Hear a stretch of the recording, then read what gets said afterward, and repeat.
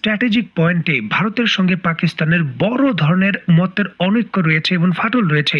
তবে ইরানের ক্ষেত্রে কিন্তু এমনটা নয়। ইরানের সঙ্গে ভারতের সুসম্পর্ক রয়েছে, এমনটা ভারতও দাবি করে, ইরানও দাবি করে। ভারত পরিষ্কারভাবেই কিন্তু ইরানকে আশ্বস্ত করেছিল যে ইসরায়েলের সঙ্গে যে সংঘাত চলছে সেখানে ভারত নীরব থাকবে, কোনোভাবেই ইসরায়েল এবং যুক্তরাষ্ট্রকে সহযোগিতা করবে না।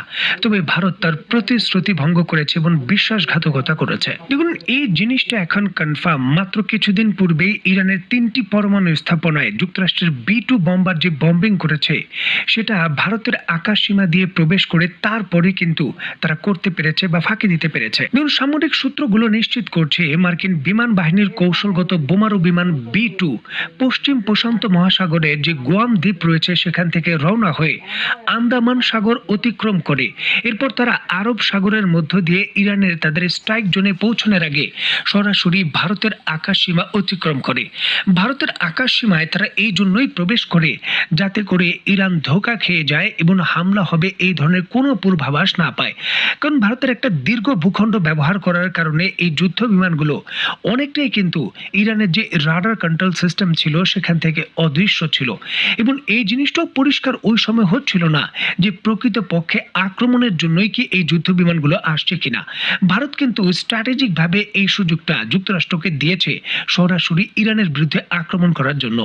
এই ঘটনার পরপরই ইরানও কিন্তু শক্তিশালী প্রতিক্রিয়া দেখিয়েছে। হরমুজ প্রণালী দিয়ে ভারতের যে সকল তেলের ট্যাঙ্কার রয়েছে তার প্রবেশে অঘোষিতভাবে নিষেধাজ্ঞা দিয়েছে ইরান। অলরেডি কিন্তু হরমুজ প্রণালী থেকে ভারতের 2টি সুপার ট্যাঙ্কার যারা বিপুল পরিমাণে অপরিশোধিত জ্বালানি তেল মজুত করে সরবরাহ করতে পারে, ইরানের নৌবাহিনী জোরপূর্বক সেই সুপার 2টি ট্যাঙ্কারকে ফিরে যেতে বাধ্য করেছে। নিশ্চয়ই দেখতে পাচ্ছেন আন্তর্জাতিক সংবাদ মাধ্যমেও কিন্তু বিষয়টা নিয়ে তোলপাড়। এখন বিষয়টা হলো, আপনি ভারত আমার সঙ্গে মিত্রতার ভান করবেন, আবার গোপনে আমার বিরুদ্ধে এত বড় কার্যক্রম বাস্তবায়ন করবেন। সুতরাং ইরান তো আর বসে থাকার প্লেয়ার নয়। ইরান অবশ্যই রিয়াকশন দেখাবে এবং রিয়াকশন দেখিয়েছে। দেখুন, এটা ভারতের জন্য একটা বড় দুঃসংবাদ, কারণ মধ্যপ্রাচ্যের এই দেশগুলো থেকে ভারত তার মোট জ্বালানি তেল আমদানির 70% আমদানি করে শুধুমাত্র হরমুজ প্রণালী দিয়ে, যেটা অঘোষিতভাবে বন্ধ হওয়া ভারতের এই জ্বালানি তেল সরবরাহে বড় ধরনের আঘাত হবে। তো বন্ধুরা, অত্যন্ত গুরুত্বপূর্ণ এই বিষয়গুলোকে কেন্দ্র করে আপনি ব্যক্তিগতভাবে কি মনে করছেন তা অবশ্যই কমেন্ট বক্সে লিখবেন। তো